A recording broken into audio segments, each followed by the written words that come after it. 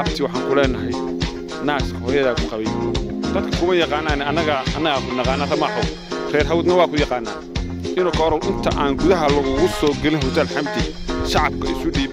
waa la hayaa waana lagu soo celin doonaa replay baan loo daawan doonaa nuux baasto 2007 Puntland waxa ku sugan hotel Xamdi markii la qabsanay abti waxaan ku leenahay naaska hooyada ku qabay dadka kuma yaqaanaan anaga ku naqaana Ramaaxo reer hawdna waa ku yaqaanaa inuu ka hor inta aan gudaha lagu soo gelin hotel Xamdi shacabka isu dhiib waa la hayaa waana lagu soo celin doonaa replay baan loo daawan doonaa nuux baasto 2007 Puntland waxa ku sugan hotel Xamdi markii la qabsanay magaalada Laascaanood waxaanu maanta magaalada Garowe caasimadda Puntland kula kulannay xildhibaan Xariir Gaas oo kamid ah xildhibaanada Puntland xildhibaanku wuxuu ka soo jeedaa gobolka Sool aan dhahay magaalada Buuhoodle iyo deegaan doorashadiisu tahay xildhibaan soo dhawow waa ku mahadsantahay inaad naga ogolaatid su'aalaha ay markaas wariyaashu ku weydiinayaan bal waxaad ka warantaa xaaladda Laascaanood shir ayaa ka socda isimadii intii badnayd way tageen Soomaaliland way hadashay arrimaha maxaa kala socota shirka isimada runtii waa shirkii lagu gorfeen lahaa masiirka ummadda SSC gaar ahaan magaalada Laascaanood isimadu ummadda Soomaaliyeed wax ka sugayaan baaqi u dambeeyay ah in maamulka SNM uu ka baxo isla markaana ajandayaasha laga sugayo sida garaad jaamac uu sheegay ninkan waa uu yahay nacasna loo sheegi maayo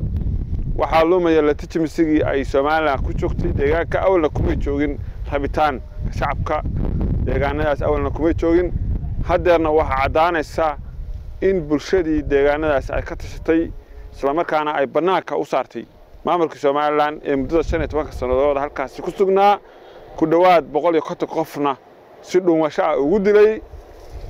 runtii isimadu waa marjaca u dambeeya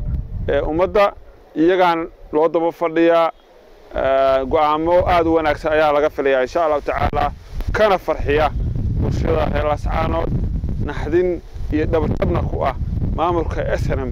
ee ka soo duulay Burco Hargeysa waata xildhibaan Xariir haddii Soomaaliland laga saaro Laascaanood oo muddo 15 sano ka badan gacanta ay ku hayeen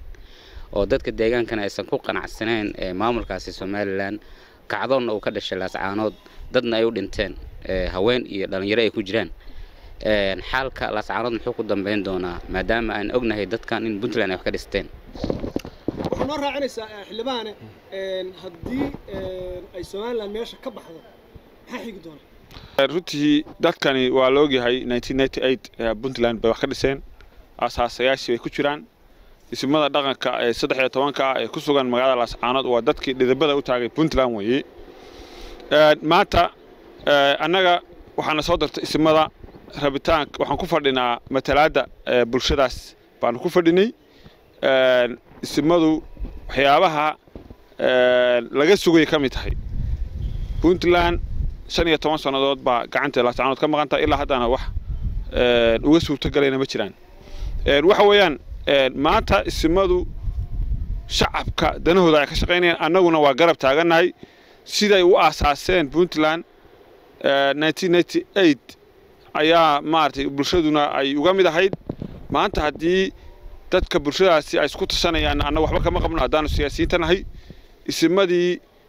masiirkayaga iyo doorashada hay'adaha Laascaanood ku soo yihiin meesha ay u jeehayaan ummadan bayna u jeehaysmaysaa rabitaanka shacabkuna uu shaqeyn doonaa maalinka shalay waxa hadlay taliyaha ciidanka militariga maamulka Soomaaliland wuxuu sheegay ciidamadii waardiyeynayay oo ilaalada u ahaa ismadii tagay magaalada Laascaanood shirka kula dhawaan in ahaayeen ciidamo Soomaaliland ah oo ciidankii ayagu ay lahaayeen su'aashaas maxaad uga jawaabaysaa Soomaalidu waxta mid madoobe Allah ku yaqaana nuux baasto mid hadda baranayna ma aha dadka deegaanadaas nuux baasto way yaqaanaan ciyaartii u dambeysay ee gameekii u dambeeyay baan la ciyaarayaa nuux baasto waxaan xasuusinayaa dagaalkii uu ku qaaday Buuhoodle iyo Kalshaale wareysigiisa waa la hayaa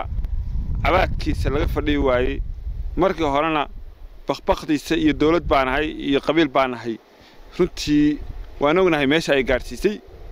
waa la hayaa waana lagu soo celin doonaa replay baan loo daawan doonaa nuux baasto ciidamada uu sheegayo uu leeyahay waa ciidamadeedii beenawaas weeye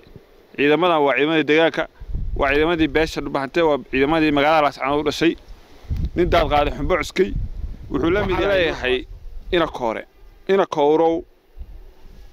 wixii aad qasi kartay waad qastay laba sheegin dulmi weligiisii socda hadhuubku waxa la hadhuubku markuu buuxsamo uu daataa